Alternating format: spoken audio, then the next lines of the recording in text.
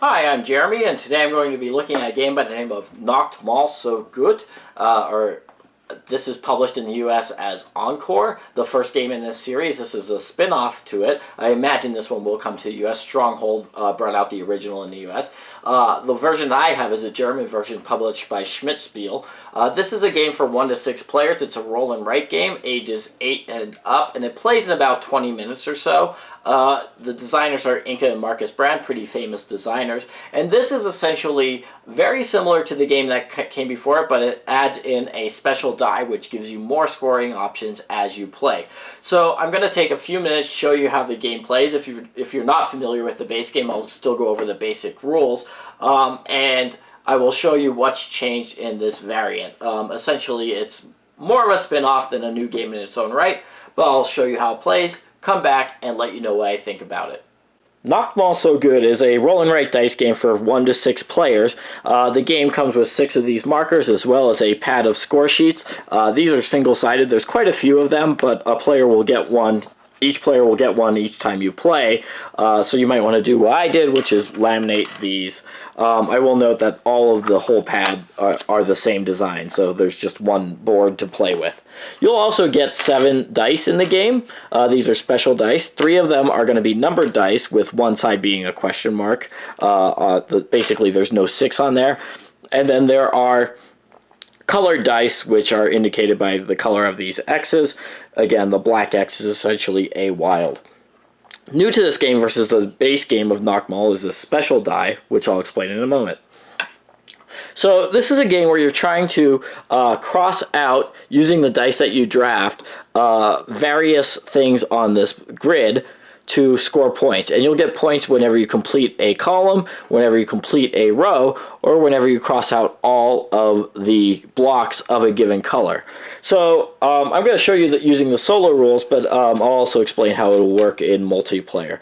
So in multiplayer, essentially, you'll take turns being the person who rolls a die. When you roll the dice, you will get to draft a pair of dice, so one number and one color die. So, for example, maybe I would take the yellow 5, and that would mark off things on my sheet, and I'll explain how that works in a minute.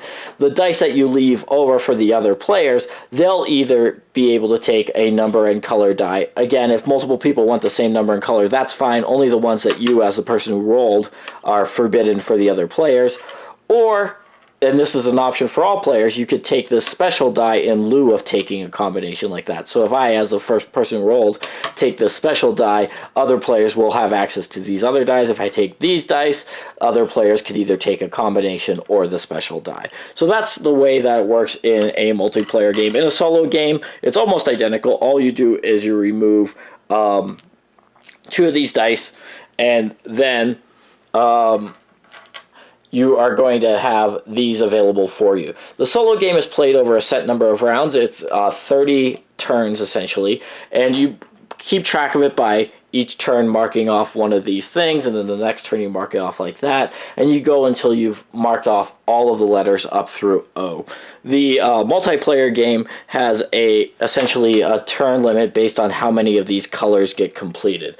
So I'll just show you how a turn would work using the solo rules. So let's say I roll these, and I would have these options. I could either take this special die, and I'll note, to take the special die, you essentially have to have one of these dice symbols down here circled. You start with one in play, but once you use that, you'll have to unlock other ones in order to use that action. Or I could take one of these 2 sets of dice. I could take essentially a yellow, orange, a 5, or any number. So this, if ever I use this any number thing, I have to mark off one of these spaces down here, and by doing that, I'm going to be losing a point. Each one that you haven't used by the end of the game is a point, and potentially limiting myself. If all of those are crossed out, I can no longer use the question marks. And the same thing goes with the black X, which stands for any color. So if I'm using any number or any color, I'm going to mark off something down here. But in this case, I might just, for example, take the orange 5. So at the start of the game, you could only fill in a block, your first block, in column H. That's why it's marked as red. And then you build out from there. So, for example, if I take orange 5, I have to fill in exactly 5 oranges 5 orange blocks that are contiguous with each other, essentially in one section. So, for example, I could go 1, 2, 3, 4, 5. So now on my next turn, and so I would mark that I took a turn.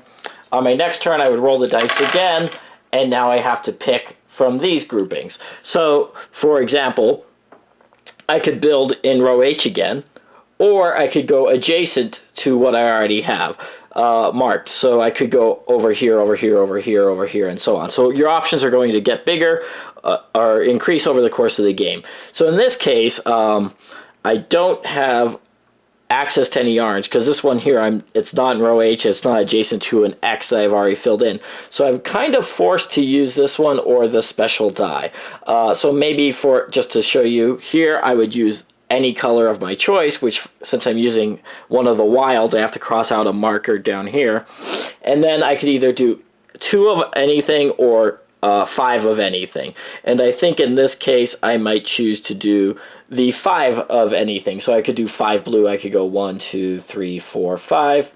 And those are all essentially adjacent to each other. And you'll notice that when I mark off this, I get to circle another special die action in the future. So then I would roll again. Let me just mark off that I took a turn. This is my 3rd turn. And now I would have these options. So maybe I would take orange or blue. And you can see you're going to start branching out, and you're going to eventually fill in rows or columns. So here, for example, I might choose to take this heart action. So I would have to cross out one of my special dice. So I'm doing that in lieu of doing a normal turn. And then I get to circle this heart. This is going to give me a bonus whenever I complete a column in the future, and I'll explain how that works right now. So over the course of the game, you're going to eventually, let's just say over several turns, I eventually complete this column. Whenever I do that, I get to circle this number here, which indicates that I'm going to get those points, 2 points. And then I look at how many hearts I've circled. I have 1 heart circled. I get to write that number in down here. So I'm going to get 2 points plus 1 bonus point for a heart. If later I circle a heart and then I complete, say, this row, I get to circle the 2 and then write in a 2 down here. So the hearts are basically a bonus for future completed rows. In a multiplayer game, if I'm the first person to complete, say, row G, I would get to circle the 2. And all other players would have to cross out the 2 if they complete row G later. They would only get 1 point for doing that, but they would still get their heart points. So that's how the hearts work on this special die.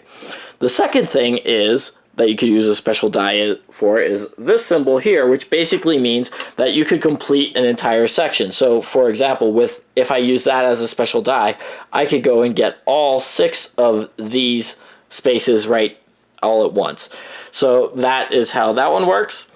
Third thing is the bomb. The bomb lets you cross out any 2 or any 4 blocks in a 2x2 grid. The trick is that those do not need to be adjacent to X's that you've already done. So if I used a bomb, I could go here and cross out, for example, these 4 and then start building off of there in future turns.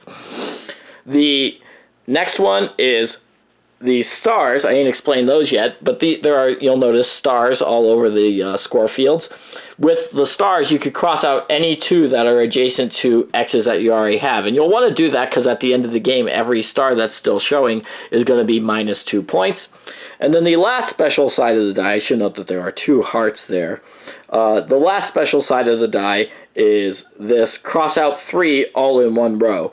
And the rule for that is they have to be all in one row. They don't need to be contiguous to each other, but they need to be adjacent to X's that you already have. So I might do, for example, this one here, and then maybe this one over here, right? So that would be all in one turn, or all in one row, 3 X's that you get to cross out. So whenever like I said, whenever you complete a column, you'll get to circle the top number if you're playing solo, or if nobody else has completed the row. Otherwise, you get the bomb number plus the number of hearts points that you've gotten there. The second thing that could happen is that you complete an entire row. So let's say I complete this row here. If you're the first person to do that, you circle the 5, you'll get that 5 points at the end of the game. But if you're the first person to do it, you also get this power right away. So I would get a bomb right away. I could cross out 4 things in a 2x2 grid like that. If another player later completes that same row, they don't get the bonus, but they will get the 5 points. And then the last thing is, if you cross out all of a given color, you will get 5 points if you're the first to do it, 3 points if you're the second or a later player to accomplish that. So that is pretty much all that you're going to do. In the solo game, you're going to get 30 turns. In the multiplayer game, I think it goes until 2 of these colors have been crossed out. I'd have to double check the rules for that. And then you'll just tally up your points, and you'll end up with something like this. So what you're going to do is you're going to get points for any colors that you've gotten all of, plus points for any rows that or columns rather, that you've completed. So you'll have the number circled down here, plus points for any column or rows rather that you've completed, 5 points each, plus points for the hearts that you've gotten for having the heart bonuses. Any of those wilds that you did not opt to use over the course of the game, those are going to be each worth 1 point. Any special die markers that you still have circled but did not use, those are going to be worth 2 points each. And then any of these star symbols that you have still showing are going to be minus 2 points each. And that is pretty much how you're going to play Noch Mal So Good. Alright, so that is Noch Mal So Good, or Encore So Good. I'm not sure what they'll call it in English. And this is a very familiar game if you've ever played Noch Mal, which has been, I think, a relatively popular roll and write game. There's also a phone app that lets you play the game. And this really does just mildly change up the formula versus what has come before. The addition of the special die definitely gives you options when you either to increase your scoring. At a certain point, I would imagine you generally will want to get those hearts in order to score your rows, since you're going to be doing that anyway, but it's a question of when you do that. It gives you an option if you have a bad roll where you don't really like the number combinations. Sometimes in the base game, you might just end up not doing anything or doing something that's not really advancing your cause.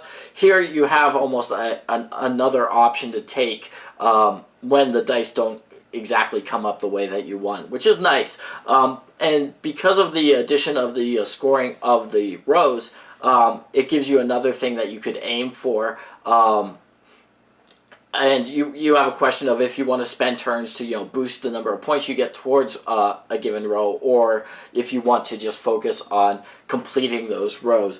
One thing that's interesting is that bomb power, which lets you cross out the 4x4 grid, and unlike the other powers in the game, it does let you go essentially immediately to the end rows, which are the end columns, which are the highest scoring columns, and then you could just build out there. So it does break the flow of the game a little bit, and I think in a good way. It gives you a new strategy that wasn't possible in the base game.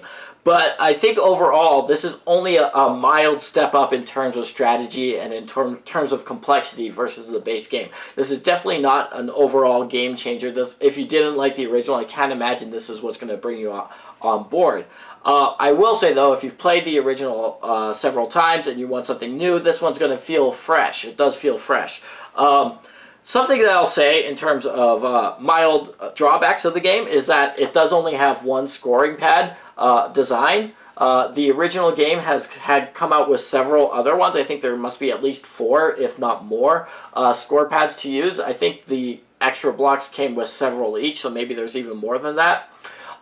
Whereas if you're going to be using that special die, you're really constrained to this one score pad for now. They will probably expand it and come out with other pads that use the new die, but for now it is just the one. The other thing is I did laminate score pads for my own copy, but these are single-sided, so it is limiting the number of plays you're going to get if you don't laminate it. That's always a drawback for me. I think they should always do double-sided versions of it. But again, these are minor drawbacks. This game's only about 12 euros or so, I believe I paid for it, and it was easy to import, so I guess you could just buy a refill score pad. I know that they sell those in Germany, but if you're importing the game, it might be a little hard to get those. So in sum, I will say that, if it's the cliche. If you're a fan of Noch Mal, this is more Noch Mal, and I think that will generally be a good thing. The original game is pretty good, and I think I probably like the options that this one adds. But I would not go into this expecting a radical, game-changing alteration to the game that existed that you might already know.